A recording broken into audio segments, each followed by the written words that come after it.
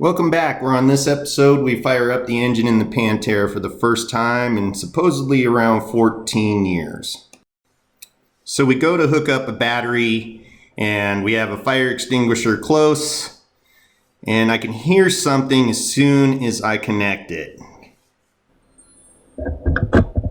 Right away, I figured it was the actual AC condenser fan that came on. No sparks though, so that was good news. Next thing we do is we go to drain the gas that's been sitting in there. Gas tank has a convenient plug for draining, which is really nice. Here you can see the state of the gas. It's obviously in bad shape. Here we replace all the fuel lines, obviously the fuel filter. There's really not that much fuel line coming from the fuel delivery itself. I don't like the location of this fuel filter. I'm going to go ahead and change it when we go to change the fuel lines.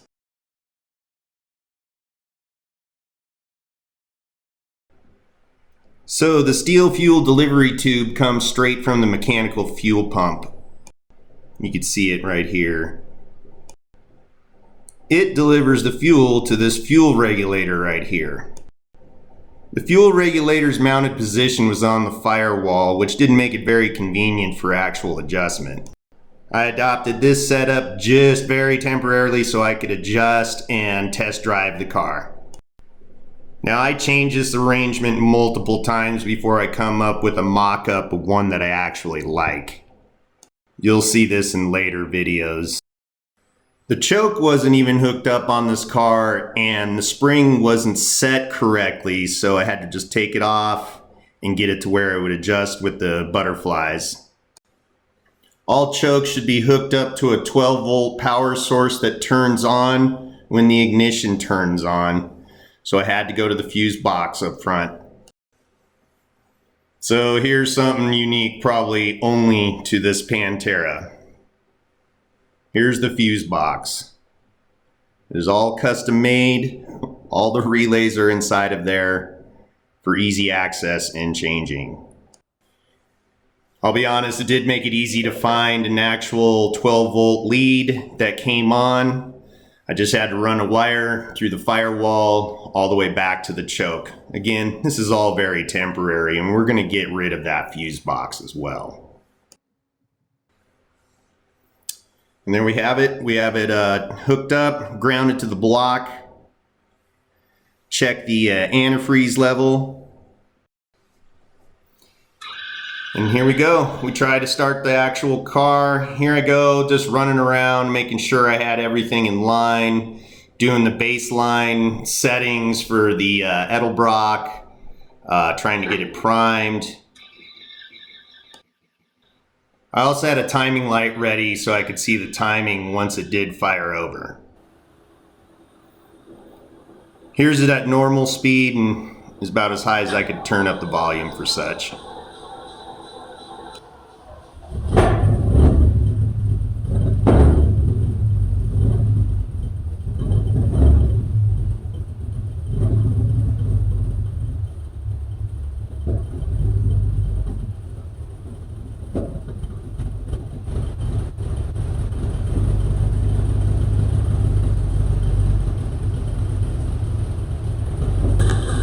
At this point, I was surprised with actually how smooth it sounded. You can see the snow outside, it's cold.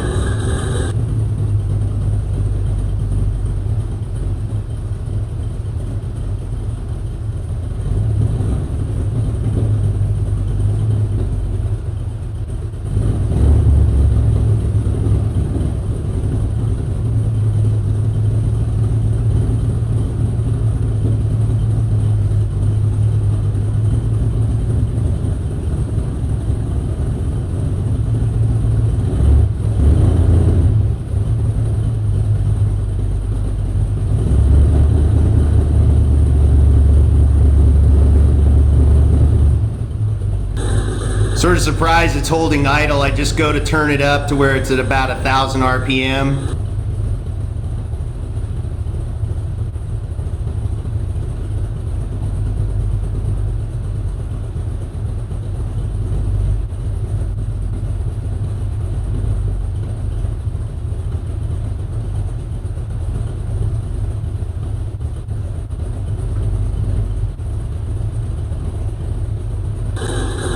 So I come around to take a look at the fuel pressure and notice that it's a little high. I know carbs like to run between 5 to 7 psi, and the regulator doesn't respond to any adjustments whatsoever.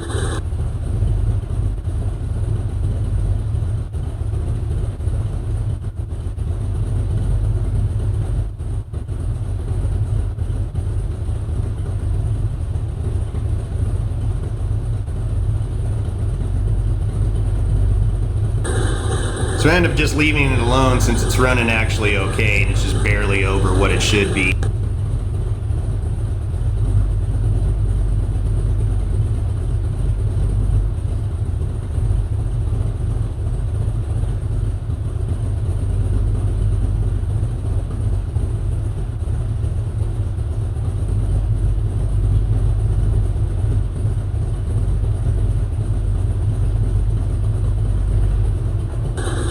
I know it's hard to tell with this crappy mic, but it's surprising me how good this thing sounds. So I go to check the timing here. The battery's been relocated to the back of this car. We're gonna change it back to the original format, but I just had a piggyback battery in case we ended up running it dead, just trying to start the car, and it made it convenient to actually hook up the timing light as well.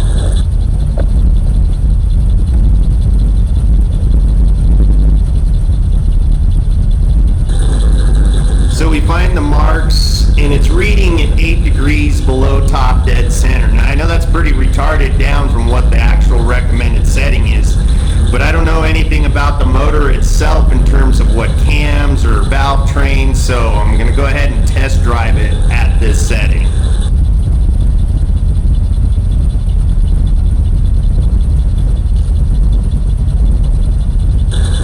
So I wait until all the snow melts and I let it warm up for about 10 minutes before we actually attempt this first test drive.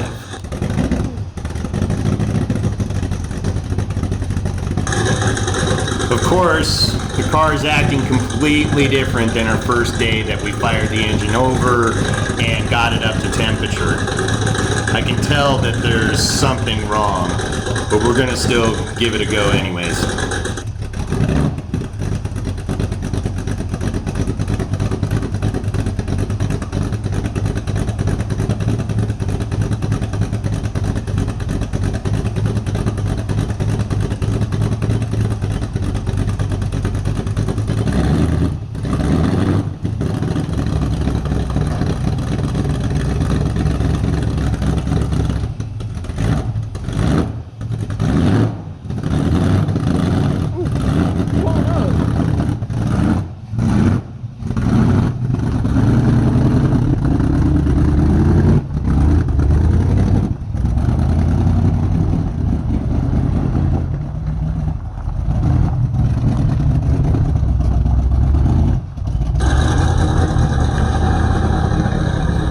So my intention here is just to take it around the block. There's no way this thing could go up to highway speeds with the tires on it right now. They're in terrible shape. But I just wanted to see if the clutch worked. I wanted to see if the brakes worked after the overhaul and bleeding, and see if the car would actually move on its own power.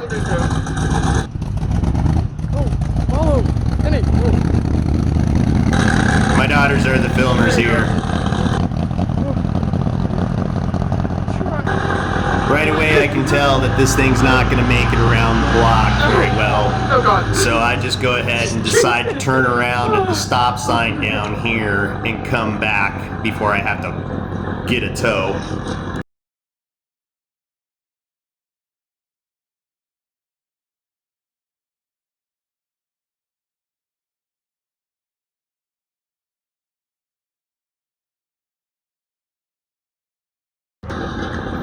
So right now I'm just struggling to keep the car going. I thought I could barely make it up this slight hill, and it's just getting worse as we go here. Luckily the car just dies at the top of my driveway. The upcoming episodes show all the steps and the problems that we go through to get the car running proper. Thanks for watching, guys. Here we go.